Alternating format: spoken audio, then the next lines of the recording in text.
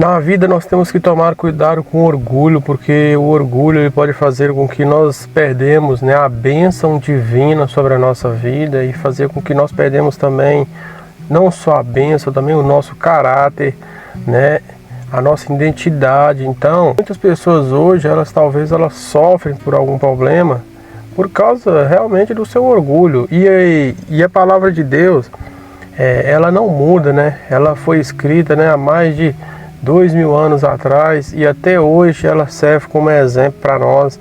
A própria Bíblia ela vai ter um exemplo aqui que fala de Naamã, né, um homem chefe do exército, né, do rei ali da Síria, né?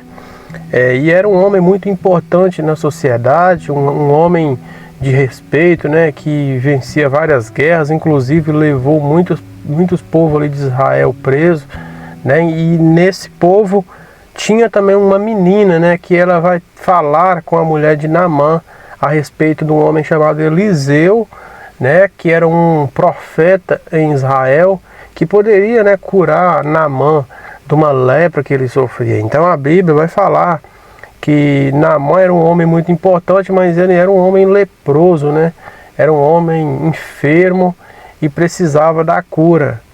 Então, pessoal, na nossa vida, vai sempre aparecer pessoas para estar sempre nos aconselhando, né, a tomar a melhor decisão possível. E aqui tem duas passagens que vai falar, né, de conselhos que deram também certo. Então, é notável nós perceber que a Bíblia vai falar a respeito de uma menina que vai ser serva, né, da mulher de Naamã.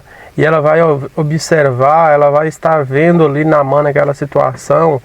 E ela sabe que nem Israel teria um homem que poderia curar Naamã daquela lepra, que era Eliseu. Então foi preciso essa menina ir presa, né?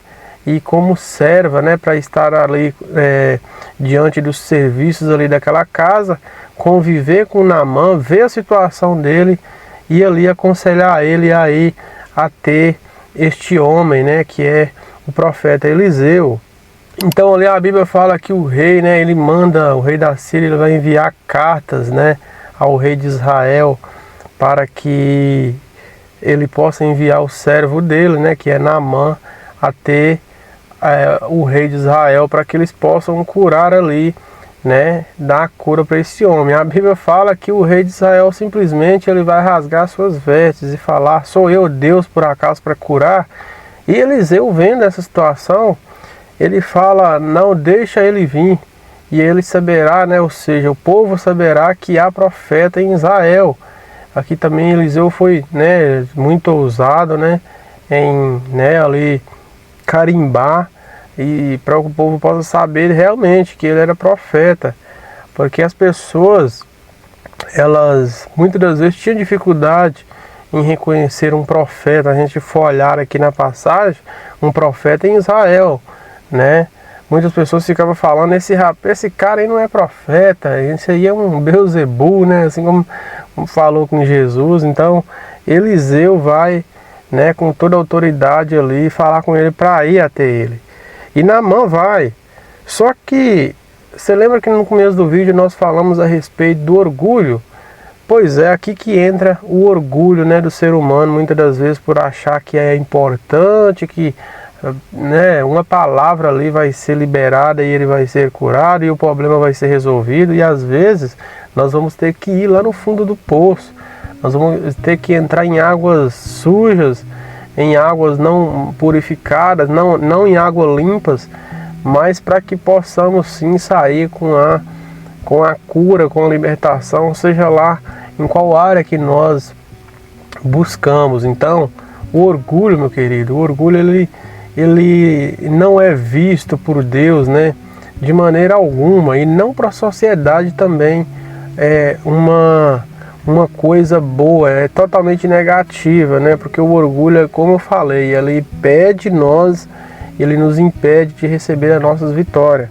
E Eliseu vai falar com ele para descer ao rio Jordão e mergulhar 7 vezes, né? E ali na 7ª vez ele sairia curado. E ele, a palavra fala que ele sai indignado, ele sai bravo, né? Creio eu, chutando o que vem pela frente ali, né? Porque ele via, né, que aos olhos dele, que ele era um homem muito importante, né? Mas Eliseu mesmo não estava nem aí com isso. Deus, por então, nem se fala, né? Eliseu estava sendo usado por Deus ali, né, para dar aquela ordem para ele. Deus estava testando ele também, porque nada acontece sem a permissão do nosso Senhor e Salvador, né? E ele vai sair frustrado, e aqui vai entrar mais pessoas que eram muito inferior a ele, que são servos dele, que vai dar conselho para ele obedecer aquela voz de Eliseu, né, que Eliseu estava dando para ele. Porque os servos de Naamã, eles estavam sensíveis e muito e crendo realmente que através ali daqueles 7 mergulhos Naamã sairia curado. Os próprios servos acreditou, Naamã não acreditou. E eles falam: moça, ele é profeta em Israel, eles vão dar ele conselho para que ele não, né, viesse desobedecer aquela ordem. E por muito os servos de Naamã falar, aí ele vai e mergulha neste poço. E aí sim, né, e ele chega a falar que tinha outros poços, né, outros poços ali em Damasco, né, que era bem mais limpo do que o Rio Jordão ali, né? Então provavelmente o Rio Jordão, né, ele tinha vários rios, né, outros rios que muito poluídos que ligava a ele.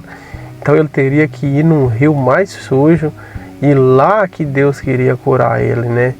Então ali o orgulho, Deus iria quebrar aquele orgulho de Naamã, não é verdade? Então, pessoal, a palavra que Deus me deu hoje é essa, né? A história de Naamã é uma história muito bonita da gente ver, e ela também ao mesmo tempo passa para nós, né? É a questão de nós não sermos orgulhosos, né?